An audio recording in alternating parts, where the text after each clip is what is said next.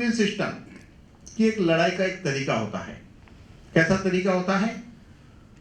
ये हमारे बॉडी की ऑटोमेटिक कंप्यूटराइज मैकेनिज्म सिस्टम होती है। वो सिस्टम क्या करती है? जिस प्रकार का वायरस हो उस प्रकार की एंटीबॉडी यानी उस प्रकार का वेपन तैयार करती है।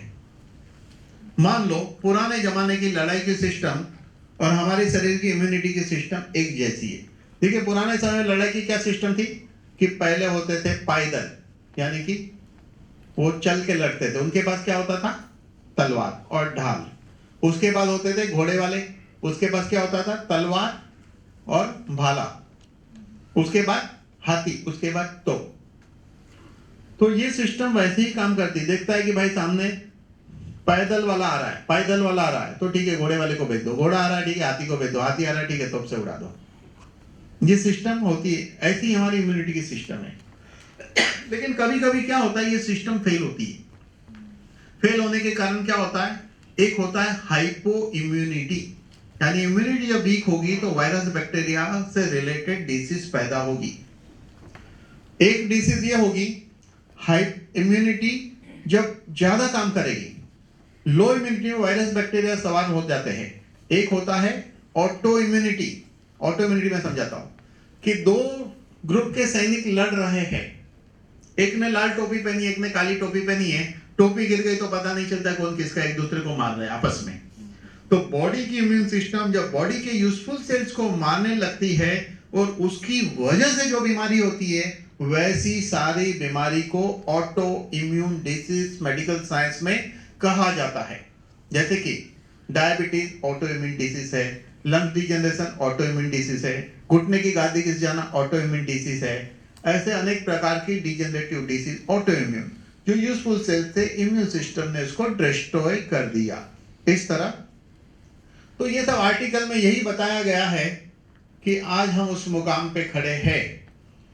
और न्यूज ये कहता है, भूषण जी के पास कोई वीडियो, न्यूज ये कहता है कि 2020 में कोई भी एंटीबायोटिक इंसान पे काम नहीं करेगी।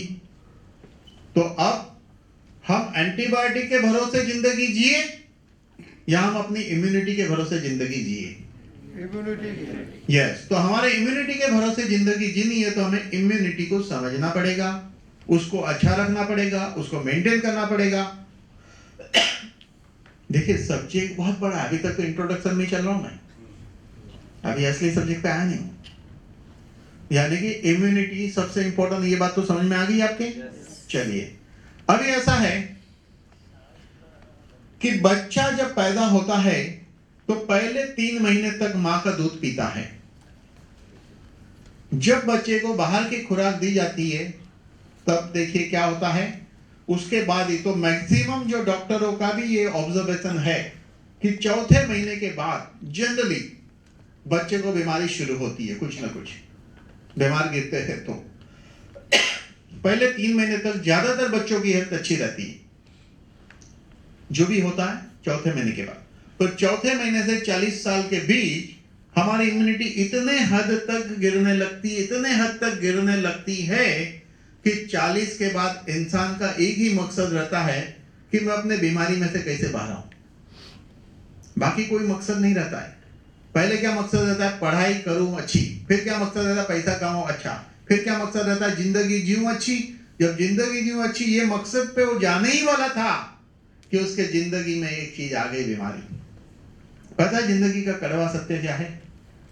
24-25 साल तक इंसान पढ़ता है, 28-29 तक वो सेटल होता है, नौकरी बिक्री मिलती है, फिर उसकी शादी होती है, फिर बच्चा होता है, तो फिर उसका एडमिशन करो, उसकी पढ़ाई का, उसका फ्यूचर का सोचो, तो आदमी और तेजी से दौड़ने लगता है। तेजी से दौड़ने के कारण 40 तक का हो जाता है। कुछ लोग पैसे भी कमा लेते हैं, कुछ लोग एक्सपीरियंस भी कर लेते हैं। पैसे कमाने से और एक्सपीरियंस से उसे समझ में आता है जिंदगी कैसा चाहिए। एक्सपीरियंस वाले को भी समझ में आ जाता है जिंदगी कैसी जीनी चाहिए, और पैसा कमा लेता है उसे भी समझ में आता है जिंदगी कैसे जीनी चाहिए। जब जिंदगी कैसे जीनी चाहिए समझ में आता है, उसी वक्त ऊपर वाला बोलता है यार इतनी मजे तो नहीं लेने दूंगा तुम्हें, इतनी मजे नहीं लेने दूंगा। High BP, diabetes, cholesterol, cervical problem, acidity, ulcer, cancer, क्या क्या आ जाता है। और यही है जीवन का परम सत्य। ऐसा क्यों होता है? उसका एक ही वजह है, क्योंकि हमने बचपन से लेके 40 साल तक सिर्फ चुकाया है, खोया है। क्या खोया है? धीरे धीरे हमने अपने इम्यूनिटी को लॉस किया है, चुकाया है। किसके सामने चुकाया?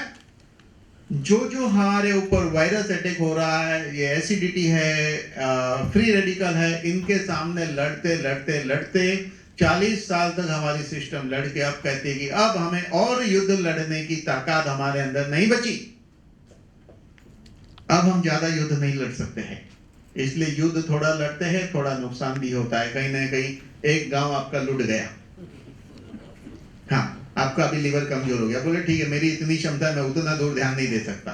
किसी की किडनी थोड़ी वीक हो गई, इम्यून सिस्टम नहीं, अभी मेरी फौज वहां तक नहीं काम कर रही, मैं अभी थोड़ा लंग्स तक ही काम करता हूँ, ठीक है जाने दो, अभी उसको जाने दो ना, अभी किडनी थोड़ा गया।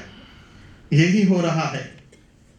यानी कि इतने बड़े क्या कहते हैं जायदाद, क्या सल्तनत के अंदर एक आध गांव चले जाता तो इम्यूनिटी अभी कैर नहीं करेगी, क्योंकि उसके पास उतनी बड़ी फौज नहीं बची है। तो ऐसा ही हो रहा है। तो इसीलिए तो इसका मतलब कि हम सोचते हैं कि अब इतनी हालत कंगालियत में पहुंच चुके हैं और अब लगता है कि पैसा खर्चा करके हम तुरंत ठीक हो जाएंगे। नहीं, हमें जगना पड़ेगा, हमें समझना पड़ेगा, अपने आप को समझाना पड़ेगा और अपने बच्चों को, अपने फैमिली को ये सिखाना पड़ेगा कि इम्यूनिटी आज अच्छी है, इसलिए मैं मस्त टनाटन खड़ा हूं और ऐसा कंटिन्यू रहे, इसलिए मुझे मेरी इम्यूनिटी को संभालना पहला कर्तव्य है। आपको सबसे पहले कहूं, जिंदगी लंबी जीनी है और जिंदगी अच्छी जीनी है तो सबसे एक ही चीज काम करेगी, वो है इम्यूनिटी। सबसे बड़ी चीज हमारे बॉडी में इम्यूनिटी है। हम जिंदगी की लड़ाई तब जीत सकते हैं जब हम अपनी इम्यूनिटी को संभाले। चलिए,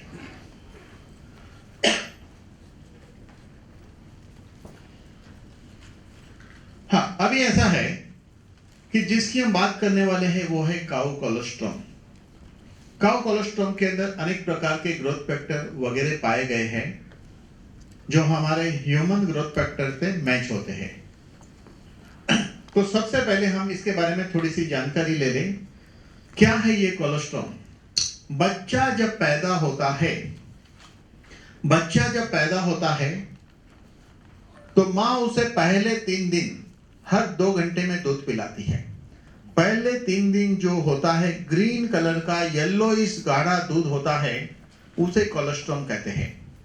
बच्चा जब पैदा होता है और माँ का दूध उसके टंग पे पहली बार टच होता है तो बॉडी के 50 ऐसे कार्य जो उसके बाद ही शुरू होते हैं, इसको कहते हैं फर्स्ट इम्यूनाइजेशन डोज। तब हमारी इम्यूनिटी बूस्टर सबसे पहला माँ का वो दूध होता है। इसीलिए आप रेडियो पे देखिए, टीवी पर देखिए, कंटिन्यू लगातार ये बताया जाता है कि बच्चों को माँ का दूध पिलाना जरूरी है, बच्चों को माँ का दूध पिलाना जरूरी है। तो पहले 3 दिन में बच्चा हर 2 घंटे में दूध पिएगा तो पहले 3 दिन में बच्चा 30 से 36 बार दूध पीता है। उस पहले 3 दिन के दूध को कोलेस्ट्रॉल कहते हैं, ह्यूमन कोलेस्ट्रॉल। उसके बाद भी 3 महीने तक का दूध बच्चे के स्वास्थ्य के लिए इंपॉर्टेंट होता है, उसके लिए इंपॉर्टेंट होता है। तो उस माँ के दूध से क्या मिलता है? उस माँ के दूध से मिलता है इम्यूनोमोड्यूलेटर, ग्रोथ फैक्टर और पोषक तत्व मिलते हैं। माँ के दूध से मिली हुई ताकत अगर जिंदगी भर चले तो जिंदगी के आखिरी सांस तक हमारे शरीर में कोई बीमारी पैदा नहीं हो सकती। लेकिन जिस तरह का एनवायरनमेंट, पोल्यूशन, लाइफस्टाइल, खान पान, हवा, पानी, स्ट्रेस जो है सारा आपको पता है, जिसके कारण माँ के दूध की वो ताकत जिंदगी भर नहीं चलती है, जिंदगी भर नहीं चलती है। तो हमें क्या फिर से माँ का दूध मिलेगा? आज मदर डे है, आप सोचो हमारी माँ ने हमारे ऊपर क्या एहसान किया है। कहते ना माँ का दूध पिया है क्या? क्यों कहते हैं ऐसा? क्योंकि माँ ने हमें वो तत्व दिया है जिस माँ के जरिए हम जीवन मिला। काश माँ दूध न पिलाती तो बच्चा वक्त के पहले ही अपना जीवन समाप्त कर देता। तो माता पिता का हमारे ऊपर बहुत बड़ा एहसान होता है। जो दूध माँ ने पिलाया ना, उसकी कीमत कोई चुका नहीं सकता है। बहुत कीमती चीज आपको दी है माँ ने, यानी जीवन दिया, उसकी कीमत हम क्या चुकाएंगे? तो माँ के दूध से मिली हुई ताकत को जिंदगी भर हम संभाल नहीं पाते हैं। अब जब वो वीक हो जाएगी तो फिर से हमें माँ का दूध चाहिए, तो मिलेगा क्या? नहीं मिलेगा।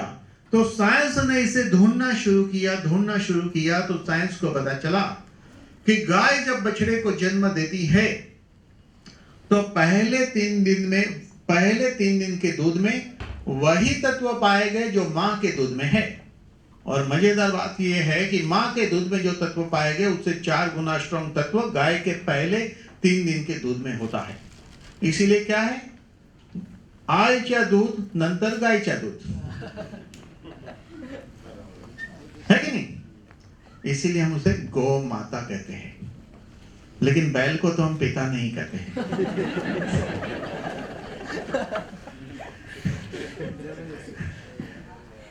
चलिए, यानी फादर लोग सब बैल है, इसका मतलब ये है।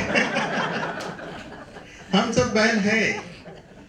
असली तो गाय लेडीज लोग होती है कि नहीं? इसीलिए आदमी बैल की तरह जिंदगी भर काम करते रहता है। लेकिन इस बैल वाली दौड़ में आजकल लेडीज लोग भी लग गई है। चलिए आ जाइए सब्जेक्ट पे। तो साइंस ने इसको कंपेयर किया, कंपैरिजन किया गया तो बहुत बड़ी चीज सामने आई। क्या है वो बड़ी चीज? यहां देखिए, सबसे इंपॉर्टेंट चीज क्या होता है? IgG। अपना प्रोडक्ट ही IgG प्लस है। IgG ह्यूमन के जो इसमें पाया जाता है, ह्यूमन के दूध में जो पाया जाता है वो होता है 0.21 और गाय के दूध में है 77। कितना गुना ज्यादा है? 77 को मल्टीप्लाई कितने से करना पड़ेगा? 5 से। 350 टाइम ज्यादा पावरफुल है। तो इसका मतलब यह है कि वापस से अगर कोई हमें इम्यूनिटी दे सकता है, हमारी इम्यूनिटी को वापस रीबिल्ड करना है, तो हमें जरूरत है IgG की, जो आज का सब्जेक्ट है, जिस सब्जेक्ट में भी हम एंटर होने वाले हैं। तो क्या देखा गया कि प्रोटीन भी देखिए गाय के दूध में ज्यादा पाया गया, और मेन चीज होती है IgM, IgG, ये 2 चीज मेन है, और प्रोटीन। वो बैटरी, इसकी बैटरी के लिए बोला था मैंने, देखना ना जरा।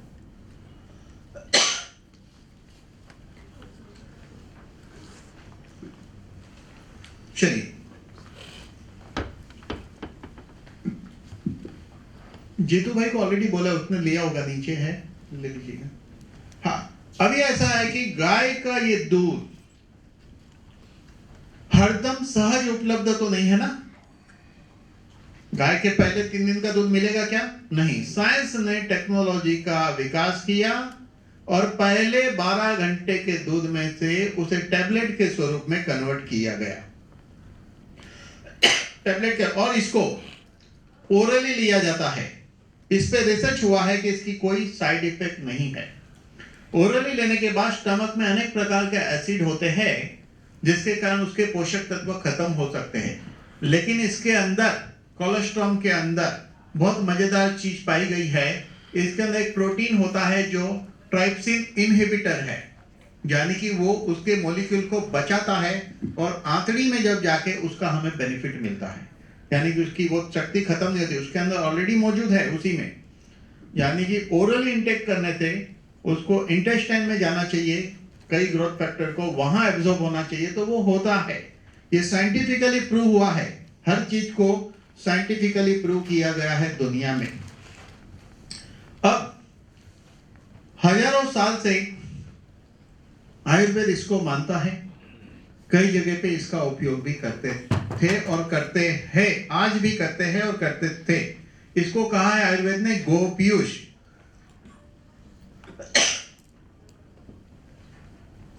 हाँ, तो वो तो हमने देखा कि cow colostrum and human colostrum का स्ट्रक्चर एंड फंक्शन एक जैसा है, लेकिन काउ कोलेस्ट्रॉम मां के दूध से 4 गुना स्ट्रॉन्ग है।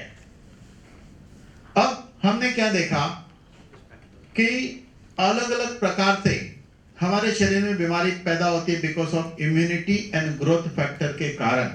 क्या क्या बीमारी? मॉडर्न साइंस की बीमारी, हाई ब्लड प्रेशर है और डायबिटीज है, अल्कोहल, ओबेसिटी, सेल्फ मेडिकेशन से प्रॉब्लम क्रिएट होता है, लैक ऑफ एक्टिविटी, बहुत सारे कारण जो हम देख चुके हैं। ये तो बस ऐसे ही रिवाइज के लिए एक स्लाइड डाली है, असली चीज अब शुरू होता है। तो हमने क्या देखा कि कोलोस्ट्रम मतलब कि गाय जब बछड़े को जन्म देती है तो पहले 3 दिन के दूध में जो तत्व पाए जाते हैं वही तत्व मां के दूध में होते हैं और गाय के दूध के 4 गुना स्ट्रॉन्ग है। अब इसके अंदर हमने क्या देखा? मेन है आईजीजी सबसे इंपॉर्टेंट होता है हमारी इम्यूनिटी को स्ट्रॉन्ग बनाने के लिए। आप देखिए, किसी ने से छींक खा ली वायरस, उसको सर्दी हो गई, तो कैसी सिस्टम है? ऑटोमेटिक हमारे शरीर की सिस्टम